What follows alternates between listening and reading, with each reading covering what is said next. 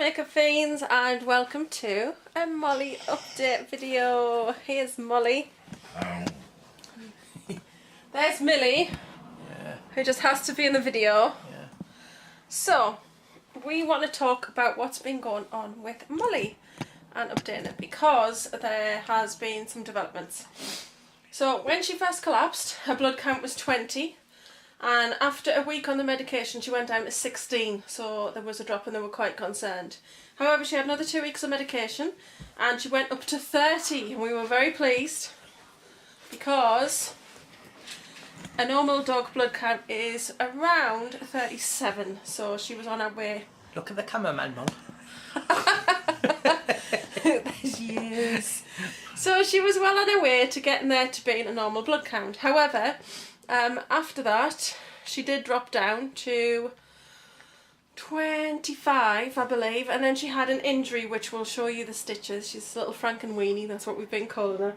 And she had to be sewn up. She was very badly torn underneath. So then she had a couple of nosebleeds in the week that she had her surgery, and her blood count went down from 20 when they did the surgery to 18. So it was very low, and we were getting concerned that the medication wasn't really working. She's on steroids, the very, very strong steroids. She is. And she's on special medication for her stomach. But now we can actually get a human medication, which is a lot cheaper, because to get the dog steroids is very expensive. So now we can get them a lot cheaper. So we've been to pick up our human steroids. Yeah. Yes. And we have to go and get some little, I think it's ranitidine, which you can actually buy at the counter quite cheaply. So we're going to get that for her stomach.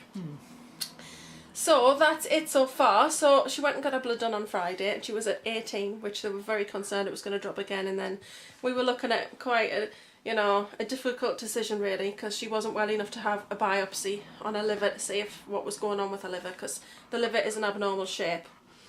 But we got the good... abnormal shape, aren't you, Mum? She is an abnormal shape. But we got the news that she has actually gone up to 24. So she's gone up. Woo! Well done, Moll. She's gone up a whole 6 points on her blood count. Well done. So we're very pleased with that. But That's we have 25%. It is. Clever girl. So she doesn't have to get tested for another month now. She just wants her to stay on the steroids and on the stomach drugs. But we also did a little bit of research online and we found out some things about herbal medication. And she's actually on milk thistle, which is very good for cleansing the liver. And that's what she's got a problem with, her liver. So the milk thistle tablets have 30 for 30. Stop it!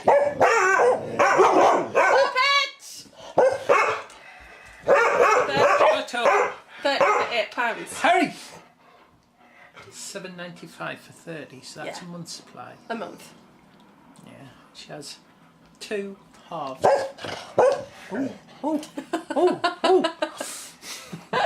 So she has a full one a day, and we think she has two half ones. That makes a full one. Yeah, but she doesn't have a full one a day. Well, she does. She does. Yeah, she has 2 half ones a day. Thank you, dear. So wrapped up in little ham or whatever. Yeah, she has her medication morning and night. She's not managing the stairs because her legs are quite weak, and she's very slow. But we are carrying her up and down the stairs, which she loves. She goes out in the car all the time, and she's drinking a lot because she's on steroids. But we thought we were going to lose her, and that was very upsetting, because she had this wound and she just seemed to be really struggling. Until I brought the chicken out of the kitchen, and then she seemed to rally a little bit and be like, oh, there's chicken, great. But we have changed her diet. She's on a low protein diet just to help her liver cope, because her liver wasn't coping with her diet the way it was. So we think these changes that we've made, the milk thistle and the low protein diet, has helped considerably. And we are going to tip her over and show you a scar from her latest wound. But we are calling her Frankenweenie now, and if anybody's seen that movie, that dog is... basically it's like Frankenstein, but it's a dog, so it's brought back to life and it's covered in stitches and things, and this is a bit like what her Molly looks like at the moment. So we thought we'd put her on camera rather than just do a little written update like I did the last time. The reason I did the written update last time was because things were actually looking really bad for Molly and I couldn't really face going on camera, but you know, she's doing quite well at the moment. She's a fighter. You weren't really well enough to go on camera anyway, were you, Molly? No. No, not really. No. No.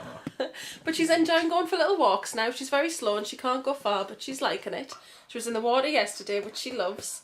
So it's nice to be able to get her out and about doing the things that she enjoys. But she's bald underneath where the scar is. It's quite funny. I like stroking the bald spot. There she is. We love our Molly. Right, well, let's have a look at your little wounds. Yeah, so we have a look at your wounds. Well, Everybody wants to see. She's got a little one here anyway, at the front here. Right, what I'll do is I'll take the camera off and then we can look at all your wounds.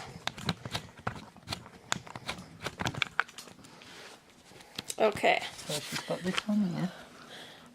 She's got one here on her leg. This is where they had the drip attached when they did the surgery. When they did the surgery, they couldn't use full anaesthetic. They had to use something else because they thought that she was too weak to deal with anaesthetic and she wouldn't have survived it. This is the new bark. This is the half a bark, isn't it? Yes. It's not even half a bark, really. No, it's a very pitiful bark considering what it used to be. But yes, this is where the drip was and it hasn't grown back. They've been taking blood from this leg. And then underneath is where we have all the stitches. Yeah, but this is an old wound. Yeah, she did have a lovely white tip on the end of her tail. Her tail was about this long. Yes. With a white tip. And now it's only half the size. Millie stood on it. Because Millie stood on it and broke it in half, didn't she? And then Molly chewed it because she couldn't leave it alone and we had to have it amputated. Which was her weak This leg? was the leg that she got hit by a van because she got spooked and ran across a road. Yeah. She had a big metal contraption on this leg. Yeah. And this is her weak leg, which is shown to be a little bit weak at the moment now as well because the muscles never really got back to full strength on this leg because she had a big metal cage on it. And then underneath is where we've got our scars. So we're just going to sit you down and tip you over. Yeah, there you go. So this is where she's been shaved. And it's actually healing, so there's not a great deal to see. But that is where the wound starts. And then it goes all the way around underneath, doesn't it, there? Yeah. Yeah, it goes all the way down there. And sort of round there, wasn't it? Yeah, so it's kind of like all the way up and round this leg. We don't know how she did it, but the skin is a lot more tender when they're on steroids. So it could have just been something quite simple. The vet said is walking over something and it catching her underneath. So you had to be stitched up, didn't you? Oh dear. There you go. Been in the wars, haven't you, Molly? Yeah. But there she is, our little old Moll. And she's just starting to grow back a little bit here now. The hair's starting to grow back. The first seeds of recovery there. Yes. Hair recovery, that Hair is, anyway. recovery. But we've been calling her the Queen Bee because she's been getting stressed, especially with her food, and she gets like a little bit in the morning, a little bit on the night instead of one meal a day. And she's getting her tablets wrapped in chicken and things. Yeah. And you're getting all these tablets and you're getting carried around. I think she's quite liking it. Aren't you, Moll? Gives a smile on my Molly. Yeah, you were a bit nervous because you're on camera. Yeah, good girl though. Yeah. So, she's been expensive, hasn't she? Mm. Yes. She's the most expensive dog in the world. Yes. A lot of money we've cost us, you Molly. Yeah. Over the years. She's worth it though. I would say that she's worth it, but it's a good job the other two are cheap as chips. Yes. Harry doesn't cost anything, don't you know, Harry? You've cost nothing, Harry. No, nothing? I think he could do with his ear syringe. He can't hear. He can't hear very well, Harry, and he's got cataracts on his eyes developing, so he doesn't see well either, but he's lovely. Aren't you, Harry? Breath's not so nice. Yes. And Millie doesn't cost anything. The only thing she ever cost was £20 because she decided to chew a wasp. And you came out all lumps and bumps, didn't you, Millie? Oh, it wasn't pretty. Oh. Right, so as you can see, very excited, but that's because... Is it... Listen! Listen! Harry! Is it dinner time? Oh, do you want your dinner? Oh, do you want your dinner? Yes. Is that it? Yes. Do you want your dinner? Do you want your dinner now, Molly? Oh. She says, go on then. Right, so we will love and leave you there. So I hope that kind of everything's cleared up. If you do have any questions about anything, shut up!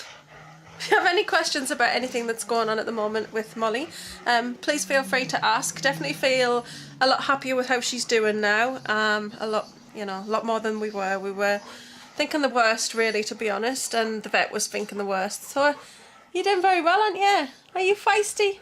Yes. She's a little fighter, so we are loving that she's doing really well at the moment, and we're really pleased. So we wanted to share that with you. So thank you very much for watching. We're going to love you and leave you and see you all soon. Bye. There you go. Good girl, you mum.